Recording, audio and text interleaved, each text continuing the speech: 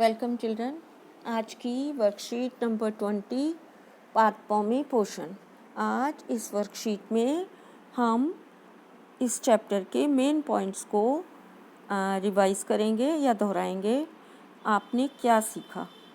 सभी जीवों को खाद्य की आवश्यकता होती है, जिसका उपयोग वे अपनी वृद्धि एवं शरीर के रखरखाव के लिए और ऊर्जा प्राप्ति के लिए करते हैं। तो हमें खाद्य पदार्थ की या भोजन की आवश्यकता क्यों होती है बच्चों?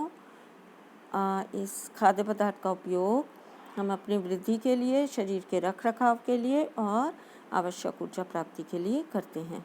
हरे पादप प्रकाश संश्लेषण प्रक्रम द्वारा अपना खाद्य स्वयं संश्लेषित करते हैं। तो ग्रीन प्लांट्स क्या करते हैं? प्रकाश संश्लेषण की प्रक्रिया के द्वारा अपना भोजन स्वयं संश्लेषित करते हैं, स्वयं बनाते हैं। हरे पादप कार्बन डाइऑक्साइड, जल और खनिज जैसे सरल रासायनिक पदार्थों का उपयोग करके खाद्य संश्लेषण करते हैं या भोजन बनाने का कार्य करते हैं। प्रकाश संश्लेषण के लिए क्लोरोफिल, कार्बन डाइऑक्साइड, जल और सूर्य के प्रकाश का अनिवार्य रूप से होना आवश्यक है। कौन सी 4 चीज़ें चाहिए फोटोसिंथेसिस या प्रकाश संश्लेषण के लिए? क्लोरोफिल, जो पौधे के हरे भागों में उपस्थित होता है, कार्बन डाइऑक्साइड गैस, जल और सूर्य का प्रकाश।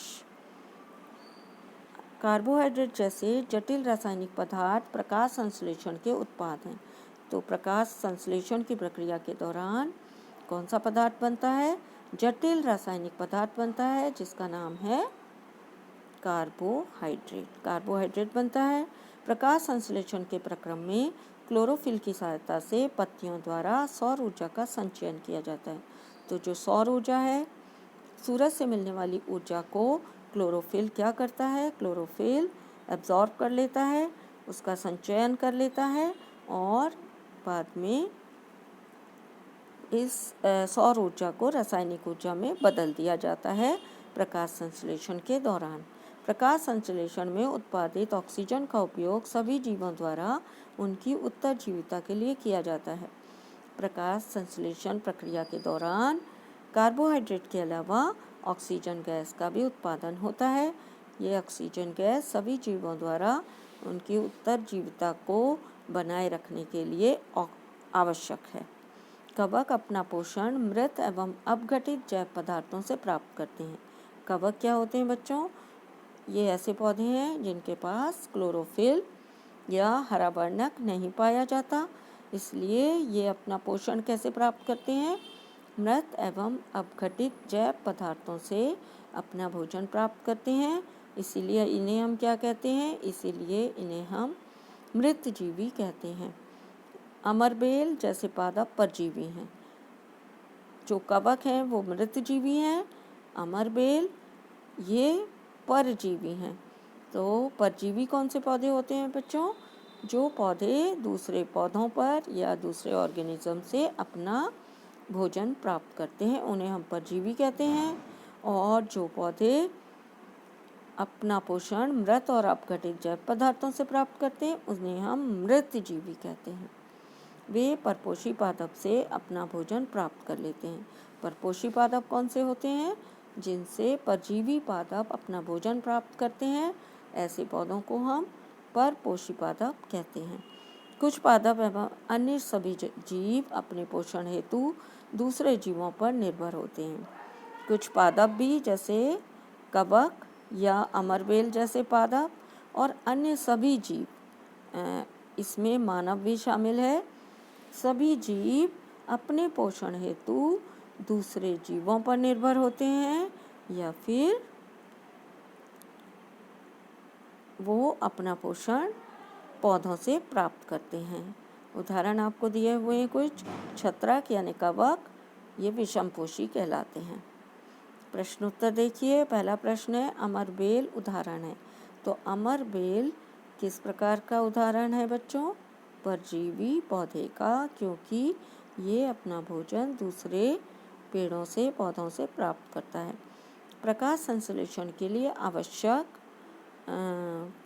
जो कंडीशंस हैं या आवश्यक पदार्थ कौन कौन से हैं बच्चों? नंबर 1 में क्या है, क्लोरोफिल, जो पौधे के हरे भागों में पाया जाता है।